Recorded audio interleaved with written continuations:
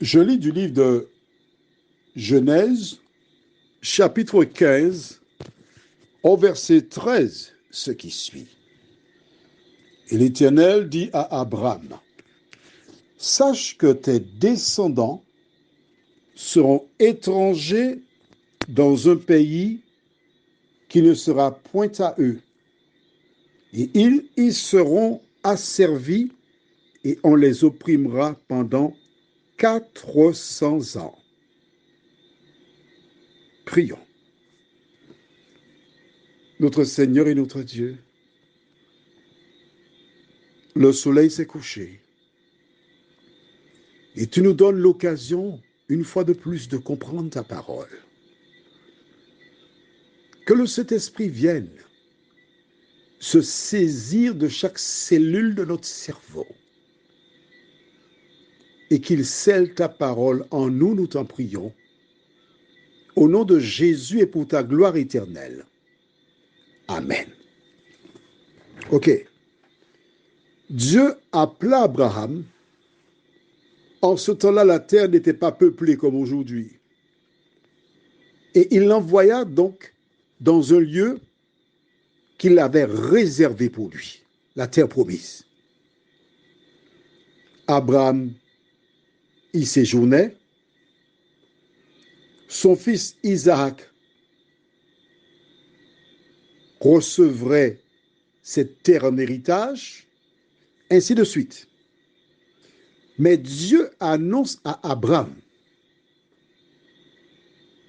que dans l'avenir, que ses descendants, sa postérité, laissera cette terre. Ils iront sur une terre étrangère.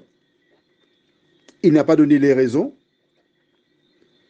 Ils y resteront 400 ans. Ce qui sous-entend, s'ils restent 400 ans sur une terre étrangère, qu'au terme des 400 ans, que font-ils? Ils retourneront dans leur patrie. Est-ce que c'est clair pour toi? Je relis pour toi? Oh, oui, je ne suis pas pressé. Hein? Il faut que tu comprennes. Et l'Éternel dit à Abraham, sache que tes descendants seront étrangers dans un pays qui ne sera point à eux. Ils y seront asservis et on les opprimera pendant 400 ans. C'est clair qu'ils vont partir pendant 400 ans, leur territoire sera vide. Est-ce que tu commences à comprendre? Quand ils partiront pour le pays en question, je ne te dis pas pourquoi. Maintenant, nous découvrirons au fur et à mesure. Personne n'est sur la terre. Mais attention, c'est un lieu qu'ils cultivaient. Donc, ils avaient planté des arbres fruitiers et autre chose. Ils sont partis. Que se passe-t-il? Des individus qui voient la terre vide, sans habitants. Que font-ils? Eh bien, ils prennent possession. Ils construisent une petite maison. Ils ont 40 ans. Ils meurent à 90. Les enfants continuent à vivre. Et ainsi, la terre d'Abraham, que ses descendants ont abandonnée, a été occupée par des peuples.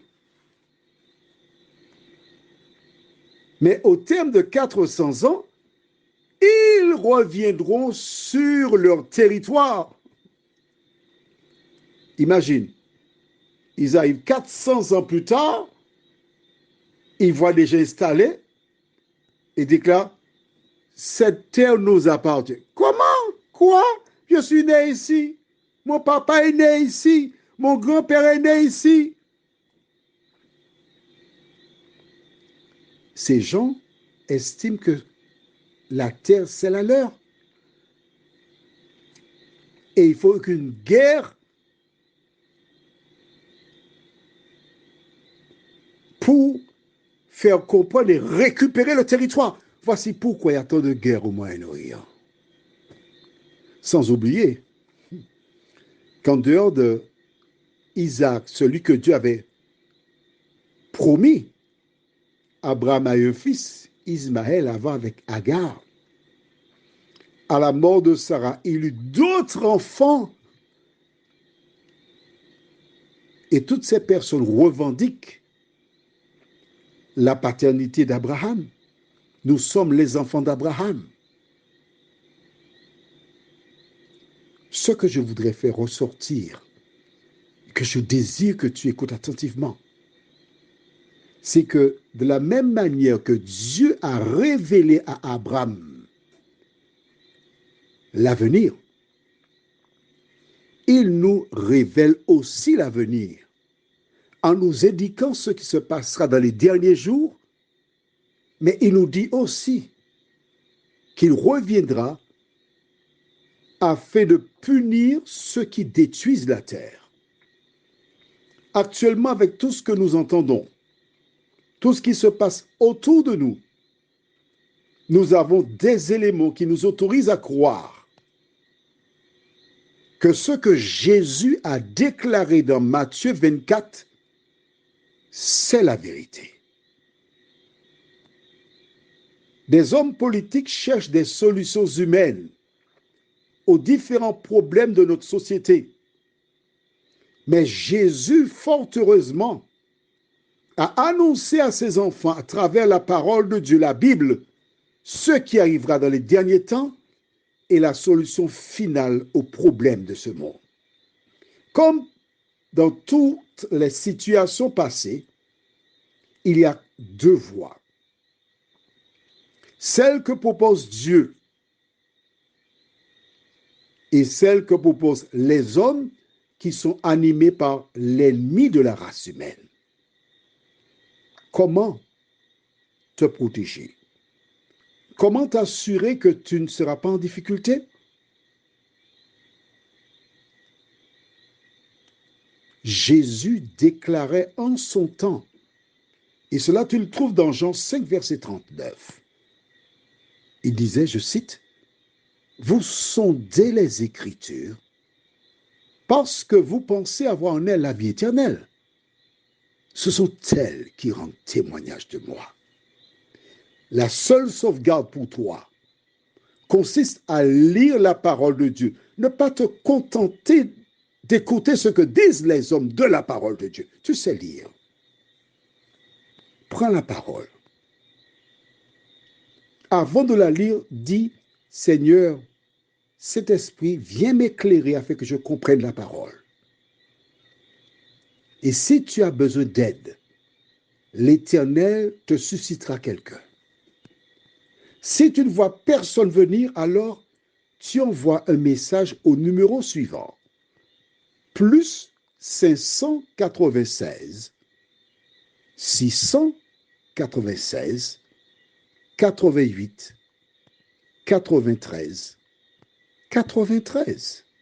Plus 596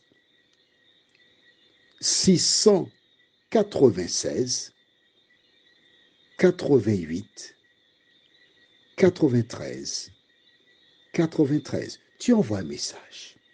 Tu as une question, tu envoies un message.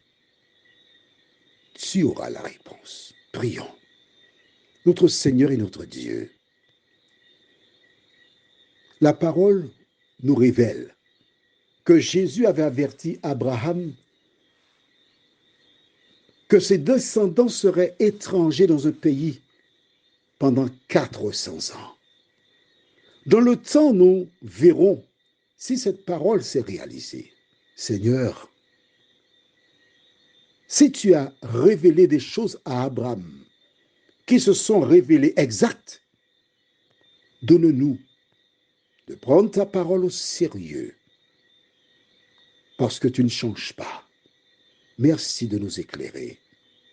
Nous t'avons prié au nom de Jésus pour ta gloire éternelle. Amen. Je te souhaite une bonne nuit et que l'Éternel continue de te visiter et de te faire du bien.